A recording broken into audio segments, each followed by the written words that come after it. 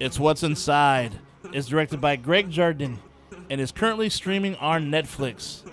Now for a brief background on this one. So this movie just finished its film festival run, and I'm telling you right now, this movie was, dude, people who watched this were losing their minds, dude. They got all sorts of love, applauding it for its bold decision making and the story and its creativity and whatnot.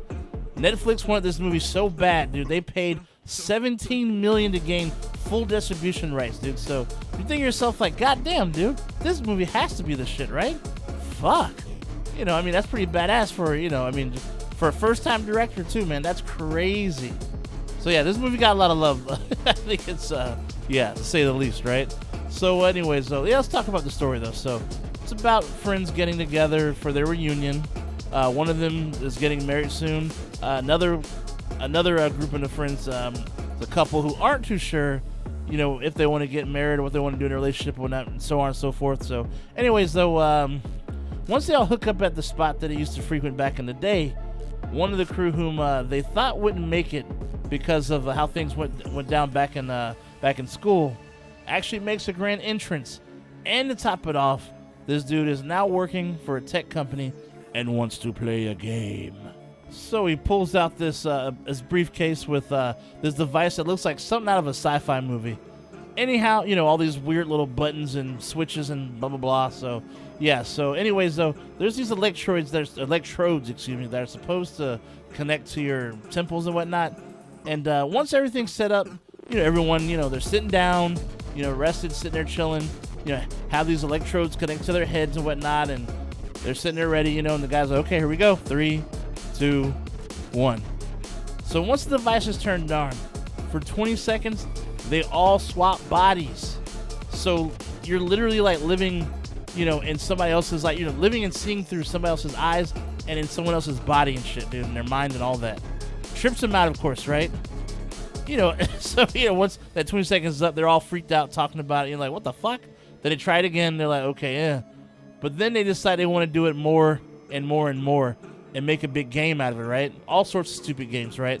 They keep doing it so much to the point where they start actually to abuse the game and start playing games within a game, and then the night changes from a fun night to a night of reveals that nobody was expecting.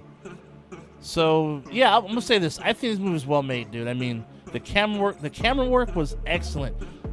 Some scenes were actually done with just one shot, where camera just kind of follow around from each character having a conversation, the next one and whatnot, room to room and all that stuff. It was really cool, man. I definitely enjoyed that part. You have your regular characters in this type of movie, so I don't need to go into that really. But I think the whole machine game thing was a pretty cool addition. Even the crazy twists and turns were pretty interesting. I can understand why people really enjoyed this at the film festival run. I mean, it's engaging from start to finish for the most part.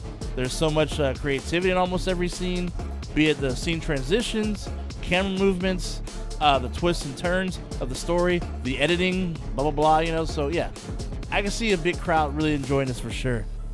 Now, with all that said, I didn't like this shit.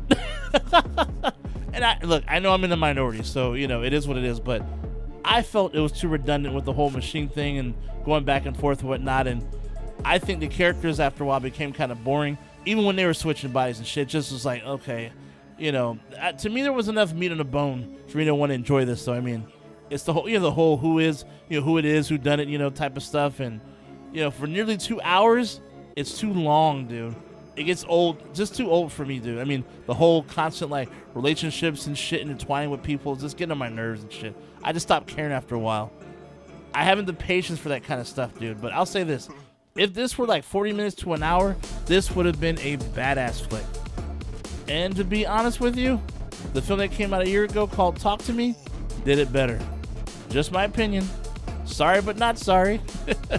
But anyhow, though, I'll say this, though. I say go watch it for yourself, because regardless of my opinion, it's a well-made movie, though, that deserves to have some eyes on it. So, yeah, you can tell they worked hard on it, so... they did, dude, they made the best movie they could, so, and, at least they felt, so, kudos to them on that. But anyhow, though, that's all for today. Stay nasty, my friends, and I will see you at the next one. Shay Nasty out. I'll see you soon. Like and subscribe.